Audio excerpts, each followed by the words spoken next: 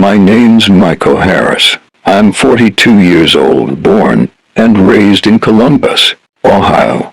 I've never been anything special. I worked construction most of my life, the kind of job where your hands are rough, your back always aches, and nobody thanks you for the work you put in. But that was fine by me. I wasn't chasing glory. Family, that was what mattered. My parents taught me early that blood is thicker than water. They drilled it into me.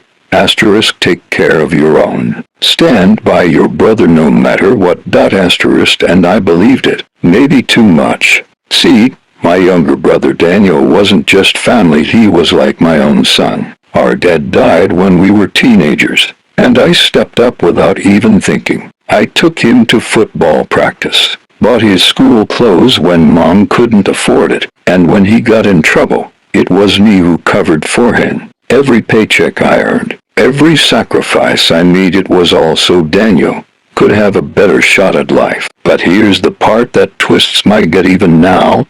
All that loyalty, all that love, it meant nothing to him when money came into the picture. Nothing. And I'm not talking about pocket change or some inheritance from a distant uncle. I'm talking about the one thing my father left behind that mattered. The family home. Four walls that held our childhood, our mother's prayers, and the only sense of stability we ever had. That house wasn't just property. It was memory. It was roots. But for Daniel, it was a dollar sign. And the day I realized he was willing to cut me out, to stab me in the back just to claim it all for himself, that was the day I stopped seeing him as my brother. That was the day everything changed. Growing up in Columbus wasn't easy. We didn't have much, and when Dad passed, it felt like the bottom dropped out of our world. Mom worked two jobs just to keep the lights on, but there were nights when the fridge was nearly empty,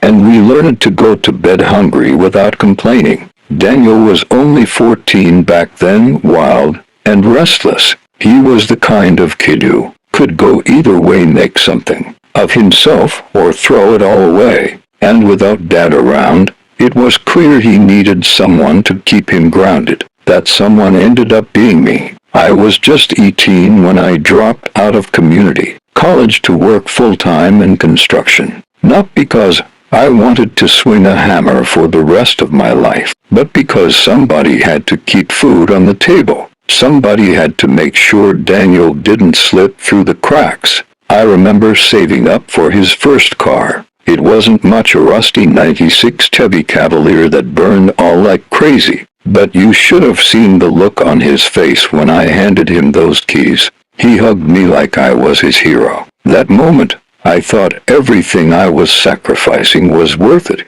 Years passed, and I kept giving. Every time he stumbled, I was there to pick him up. When he racked up debt from bad choices, I paid it down. When he got laid off, I covered his bills. When he swore he'd pay me back someday, I believed him. Looking back now, I realize I wasn't his brother anymore. I was his safety net. And maybe that was my mistake. Maybe I made it too easy for him to take without giving back. But nothing, and I mean nothing, prepared me for how far he'd go when our mother's health started to decline, and the house became the last piece of real value in our family. That house, it was supposed to keep us together. Instead, it became the wedge that tore us apart. By the time Mom turned 68, her health had started to slip. She was always a strong woman working double shifts, carrying us on her shoulders,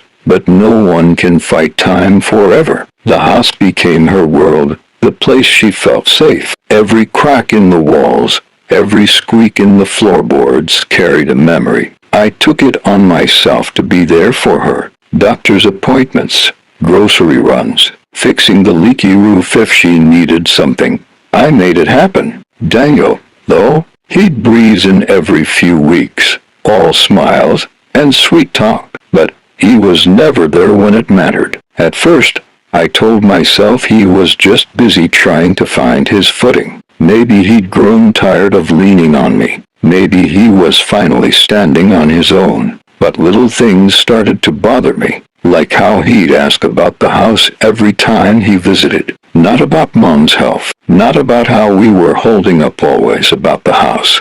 Mike, you think Mom's got a will written up yet? Mike, you know what this place might be worth on the market. I'd brush it off, tell him not to worry about that now. But he wouldn't let it go. His eyes would roam the living room, scanning the furniture, the old pictures on the wall, like he was tallying up what it all could sell for. And then one night, when I came back from work, Mom was sitting at the kitchen table, quiet, wringing her hands the way she did when something was eating at her. She looked up at me and said, "Michael, your brother wants me to sign some papers." My stomach dropped. I asked her what kind of papers.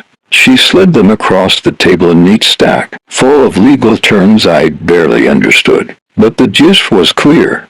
Daniel wanted her to sign the house over to him while she was still alive. That was the moment it hit me. This wasn't about family anymore. It wasn't about love or memories or the bond we'd shared. To Daniel, our childhood home had become a prize, and he was willing to push our mother, the very woman who raised us, just to get his hands on it. That was the night I realized my brother wasn't the kid I raised anymore. He was a man I didn't recognize, and he was ready to betray us both. I didn't sleep that night. I just sat there at the kitchen table, staring at those papers. Every word on the page felt like a knife aimed at my back. By morning, I'd made up my mind this wasn't happening, not on my watch. When Daniel came by the next day, I confronted him. He strolled in like he owned the place, grinning, tossing his car keys on the counter. I held up the papers and said, "What the hell is this?" He didn't even flinch. He just shrugged like it was nothing. "Mike, it's just business. Mom's not getting any younger, and someone's got to take responsibility for this place. I'm just making it easier for everyone." I couldn't believe what I was hearing. Easier for everyone, or easier for you. She's still alive, Daniel. She's sitting right there in the living room, and you want her to hand over the only thing she has left. For a second, I thought maybe my words would get through to him, but then he laughed, actually laughed in my face. "You act like you're some kind of saint, Mike. But let's be real, you've been living here rent-free for years. You think you're entitled to this house just because you fixed a leaky roof and chauffeured Mom to a couple doctor's appointments." Those words cut deeper than I expected. All those years of sacrifice, all the nights I stayed up working double shifts, the debt I swallowed just to keep him afloat, and now he was painting me as some kind of freeloader. Mom tried to intervene, her voice shaking as she begged us not to fight. But the damage was already done. Daniel's eyes weren't soft anymore. They were cold, calculating. He wasn't my brother in that moment. He was just another man trying to take what didn't belong to him. And right then, I knew this wasn't just going to blow over. This wasn't some sibling spat. A week later, the knock came at the door. It wasn't Daniel this time. It was a man in a suit, briefcase in hand, introducing himself as Daniel's attorney. That's when I realized my brother wasn't just talking big anymore. He'd taken this into the legal arena. The lawyer handed Mom another set of documents, full of polished words and fine print, all pushing toward the same end, the house in Daniel's name. I could see the confusion in her eyes, the way she clutched the papers like they might burn her hands. I told the lawyer to leave. Mom didn't need this stress, not with her blood pressure already high and her health fragile. But he didn't back down. He calmly said, "Your brother just wants what's fair. It would be wise not to complicate things." That phrase stuck with me, asterisk, not to complicate things. Asterisk, as if I was the problem, as if I hadn't spent decades carrying this family on my back while Daniel waltzed in and out whenever it suited him. After the lawyer left, Daniel called me. His voice was sharp, stripped of all pretense. "Mike, stop standing in my way. You think this place belongs to you, but it doesn't.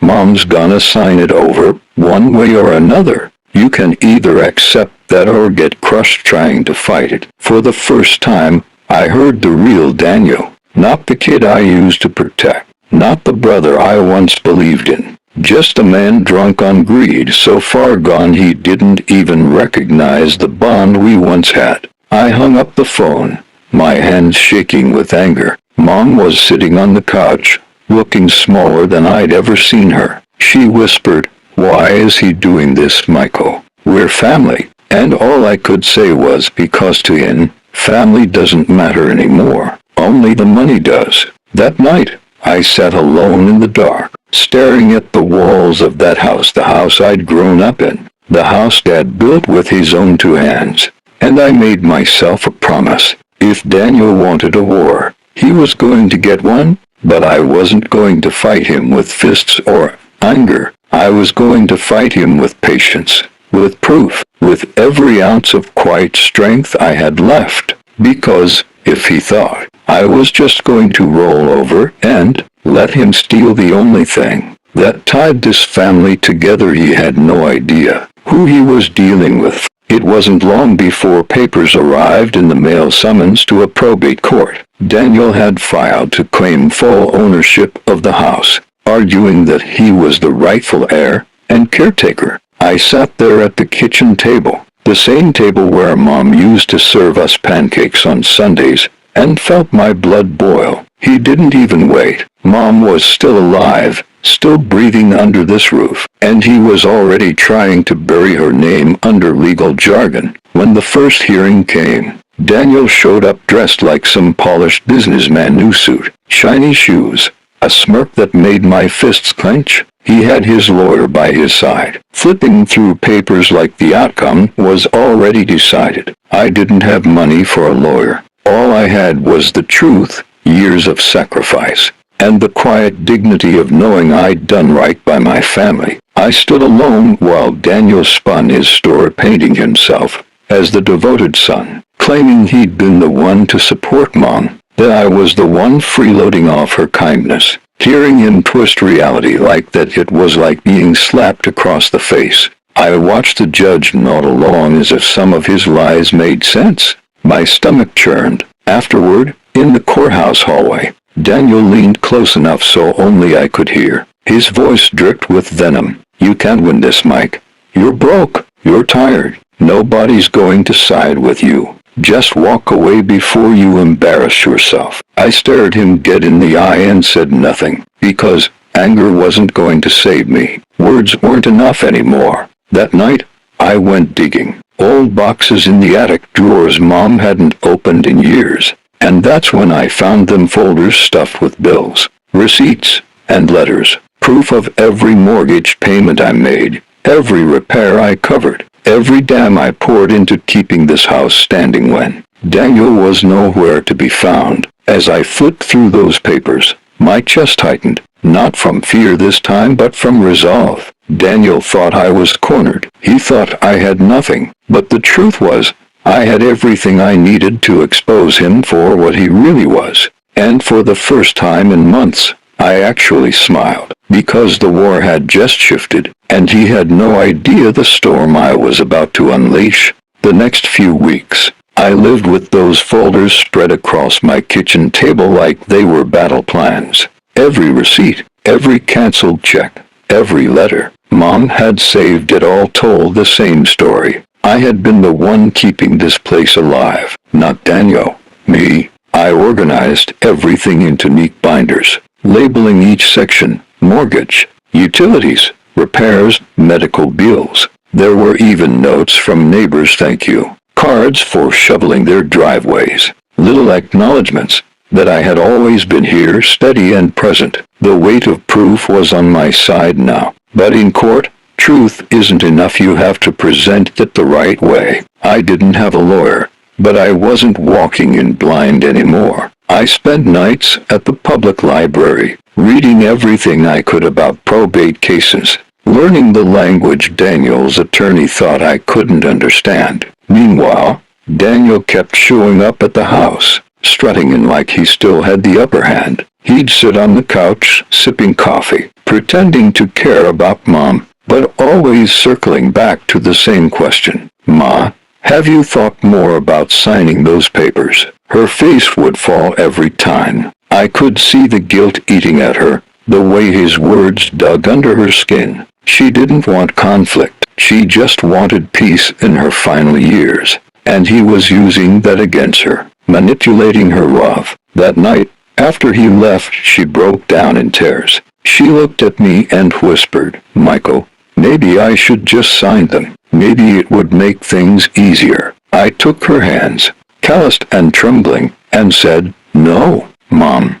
He doesn't want to make things easier. He wants to erase everything we've been through. This house is more than walls, it's your life, and I won't let him take it from you. She cried into my shoulder like she hadn't since Dad died, and right then, I knew this wasn't just about me anymore. It was about honoring her sacrifices, protecting the memory of the man who built this place, and making sure Daniel never got away with rewriting history. I wasn't just preparing for court, I was preparing for war. And when the day came, I was going to walk into that room with more than evidence. I was going to walk in with the truth carved into every paper, every memory, every scar on my hands. Daniel thought this was about money. He was wrong. This was about legacy. The day of the hearing felt heavier than any shift I'd ever worked. I walked into that courthouse carrying two binders, the proof of everything I had sacrificed. My hands were sweating, but my spine was straight. This wasn't just a case. It was my life on trial. Daniel was already there, looking polished in another new suit, like he'd been practicing the role of devoted son in front of a mirror. His lawyer gave me a smirk, the kind that said they thought this was already over. When the session began, Daniel's attorney went first. He painted a picture so clean it almost sounded believable. Daniel as the caring son who had been supporting Mom. Me as the selfish brother clinging to a free ride. He even pulled out bank statements, showing little checks Daniel had sent over the years, framing them like he had been the financial backbone of the family. I sat there, jaw tight, forcing myself to wait,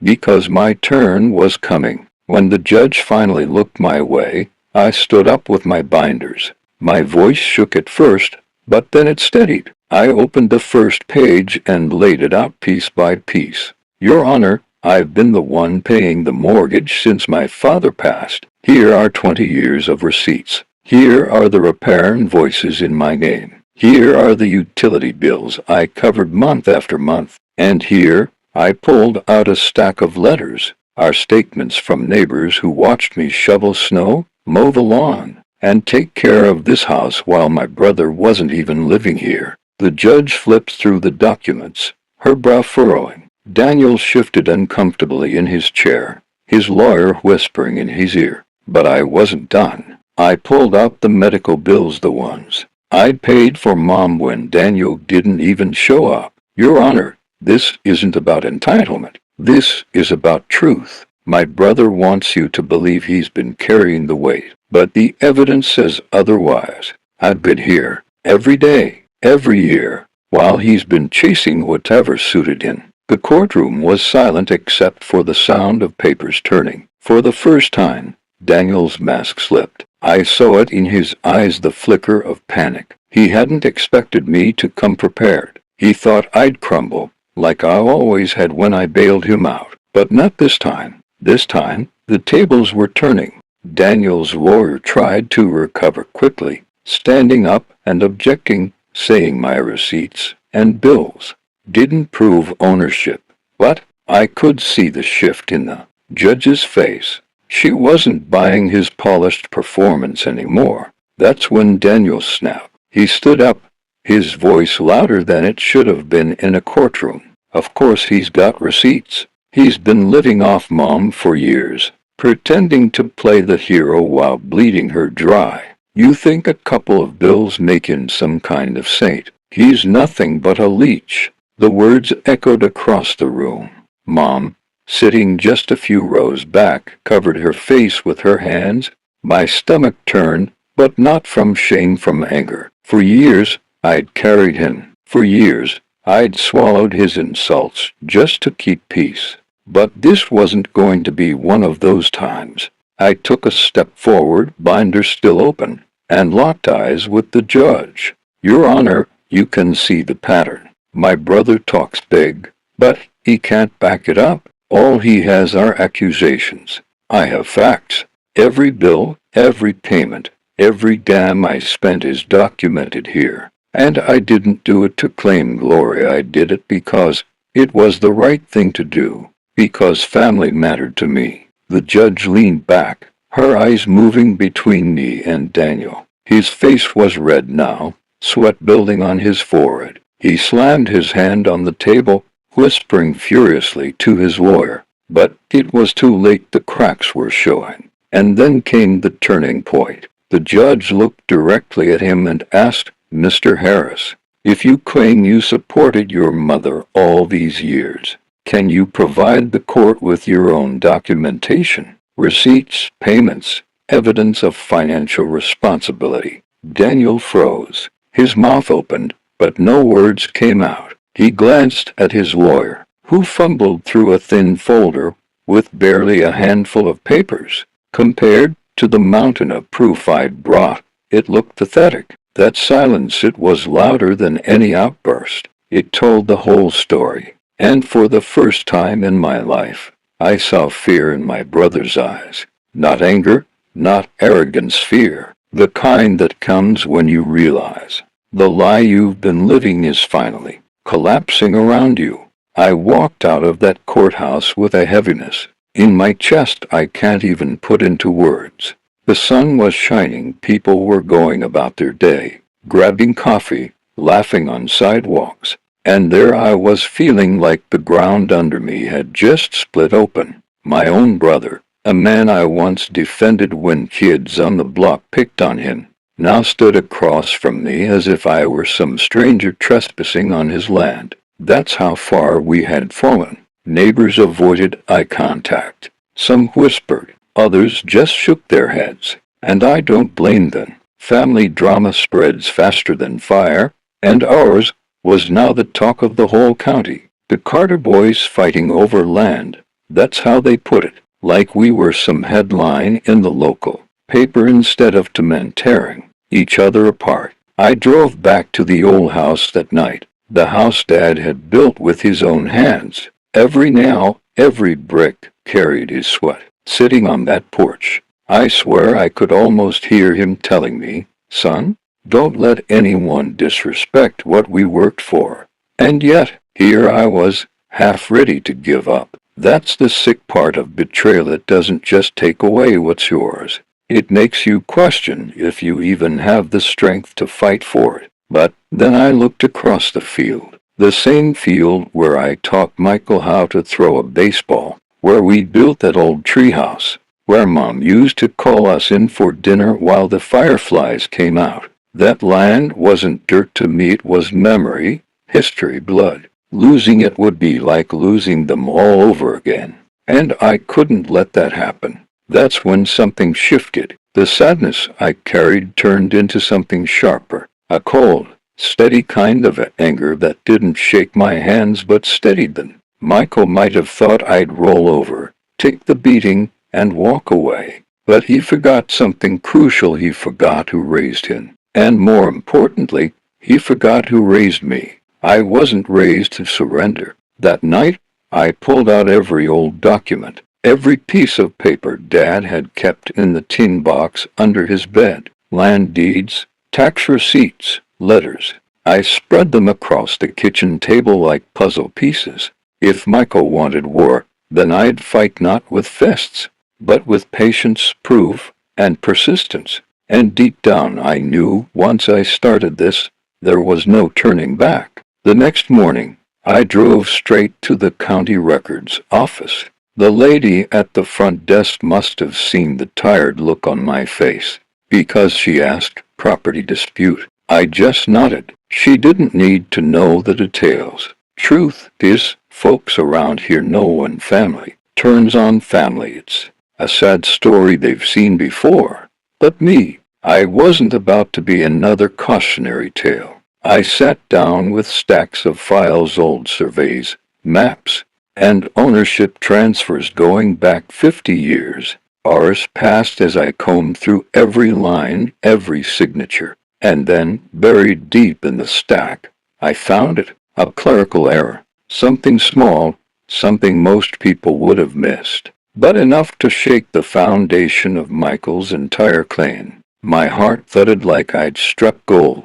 Dad had listed me as joint owner long before his health went downhill, which meant Michael's little sole ownership trick wouldn't hold up if I played my cards right. But I didn't rush. No, I kept it quiet. Let him believe he had the upper hand. Let him walk around town bragging. I finally took what's mine. I swallowed my pride, played it cool, and smiled when people asked how things were going. That's the thing about revenge. It's not about who yells the loudest. It's about who waits the longest. Meanwhile, I started talking to the neighbors, folks who'd known our family since before we were born. I asked about memories, about Dad's work on the land, about conversations they'd had with him. Piece by piece, I built a wall of testimony, stories that tied our family name to that soil, like roots of an old oak tree. Michael thought he had lawyers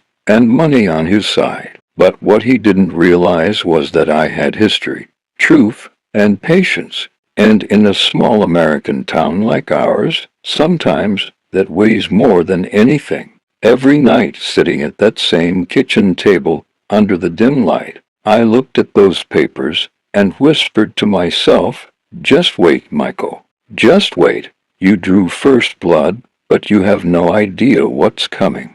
Weeks went by and I kept my head down.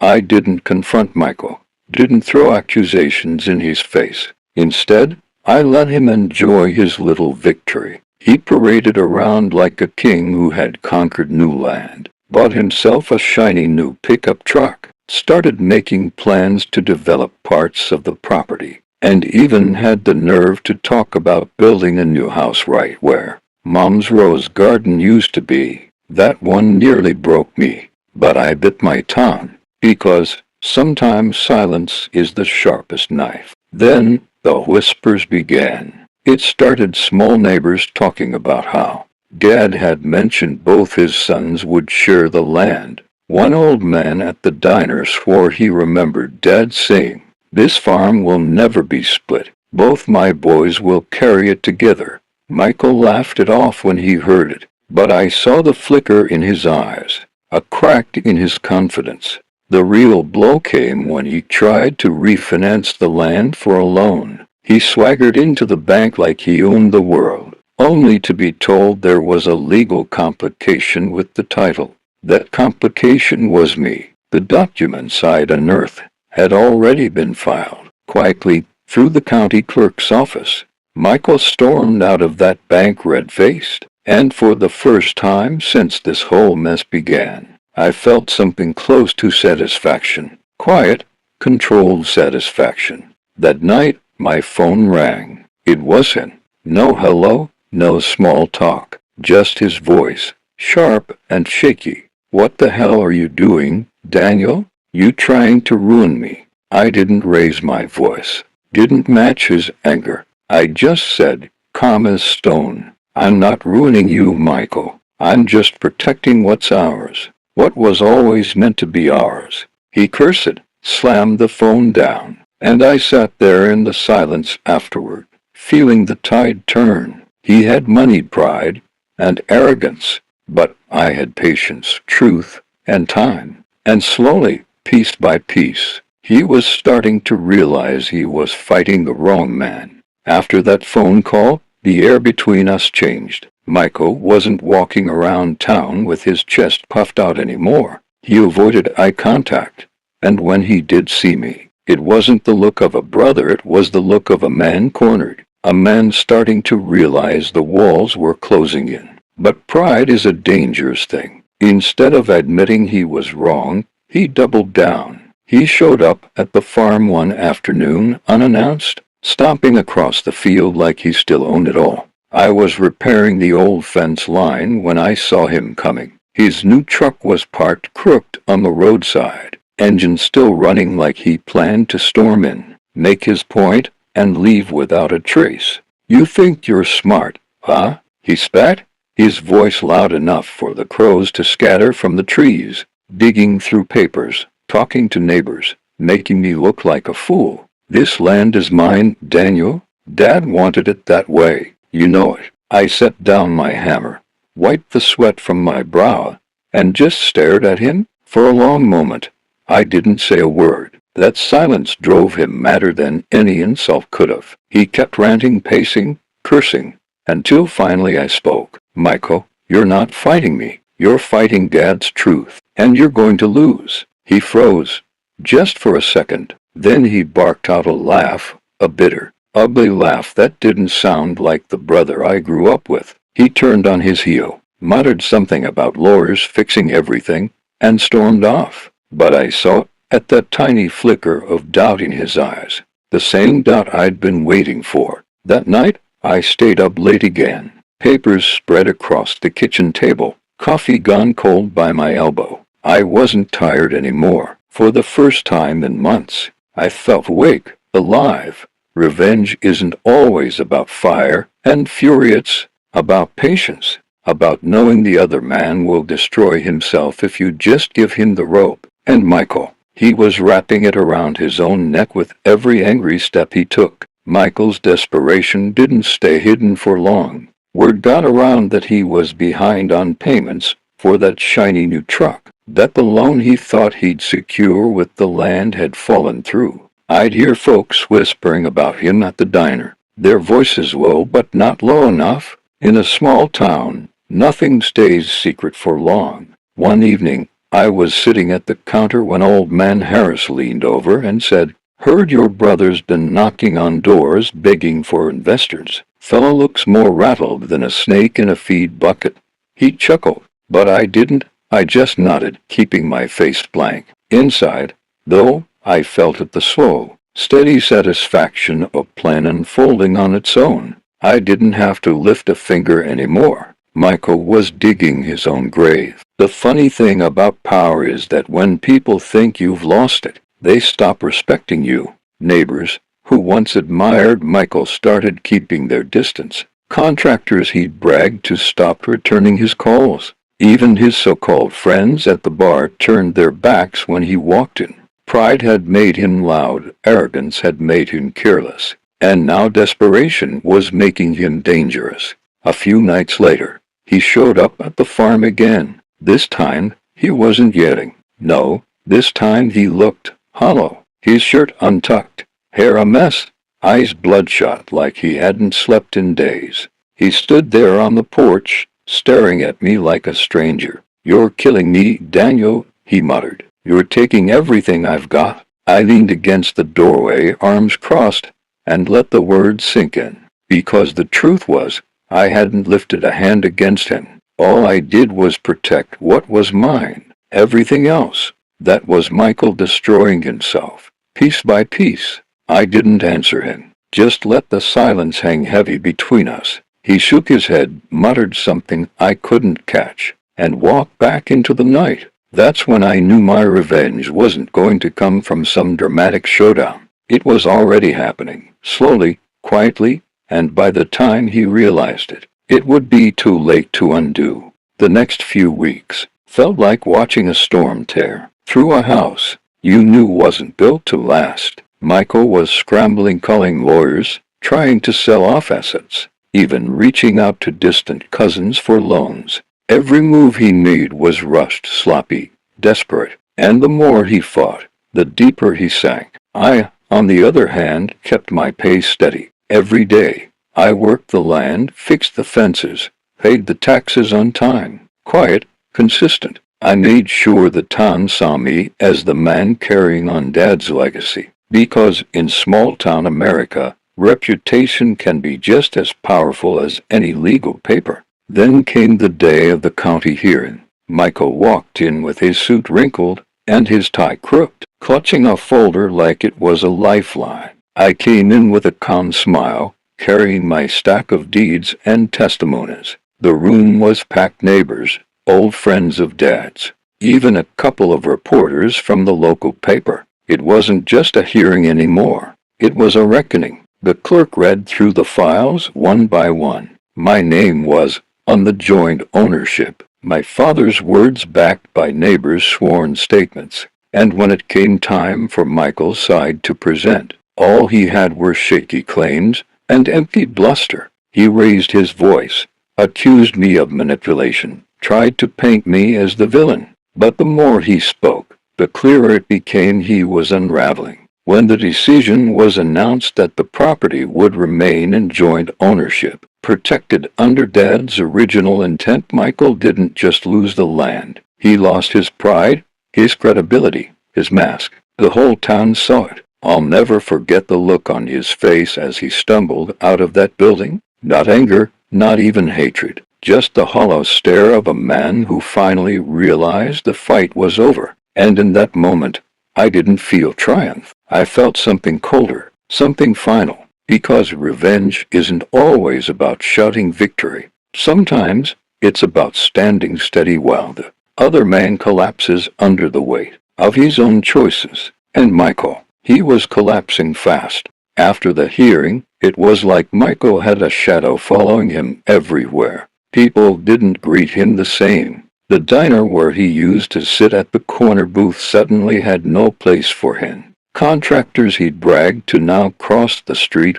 when they saw him coming. Even his so-called friends, the ones who used to laugh at his jokes and nod at his plans, stopped returning his calls. And money, that dried up faster than rain in July. The truck he flaunted so proudly got repossessed one morning, hauled out of his driveway while the neighbors watched through their curtains. His credit was shot, his loans denied. The same man who once strutted like a king now looked like a beggar, patching together scraps of pride that wouldn't hold. I'd see him sometimes, standing outside the farm, just staring at the land. He never came close anymore. He just stood there, shoulders slumped, eyes hollow, like he was mourning something he could never get back. And in a way he was, because that land wasn't just dirt. It was family, memory, bloodline. He tried to claim it as his alone, and in doing so, he lost it all. One night, I caught him sitting in his truck down the road. He didn't see me watching from the porch. His head was bowed against the steering wheel, like a man in prayer, or a man who'd run out of prayers. And for a moment, I almost felt sorry for him. Almost. But then I remembered the lies, the betrayal, the way he tried to erase me from our father's legacy, and whatever petty flickered inside me turned to ash. Revenge doesn't always roar. Sometimes it whispers. Sometimes it looks like silence while the other man destroys himself piece by piece. And Michael, he was already gone long before he realized it. It's been months since the dust settled, and the farm is quiet again. Some mornings I wake up to the sound of wind moving through the fields, the same sound Dad used to call the heartbeat of the land. I walk the property, fix what needs fixing, and for a while, life almost feels normal. Almost. Michael, he doesn't come around anymore. Word is, he moved into a small apartment on the edge of town, working odd jobs just to keep the lights on. Folks still talk about him, but not the way they used to. He's no longer the loud, proud Carter boy. Now he's just the cautionary tale. Sometimes I think back to when we were kids, throwing baseballs in the field, building forts in the treehouse, swearing we'd always have each other's backs. If you told me then that one day we'd end up here in broken, me standing alone, I would have laughed in your face. But betrayal changes things. Betrayal kills things you can't ever bring back. People ask if I'm happy I won, if this feels like justice. The truth, it doesn't feel like winning. It feels like survival. I didn't fight to beat my brother. I fought because if I didn't, I would have lost the last piece of my father, the last piece of what made me who I am. And that's the cruel thing about revenge. It doesn't give you back what you lost. It just makes sure the other person pays for taking it from you. So when I stand on this land and watch the sun set over the fields, I don't smile. I don't celebrate. I just whisper one thing under my breath. Michael, you should have remembered who raised you.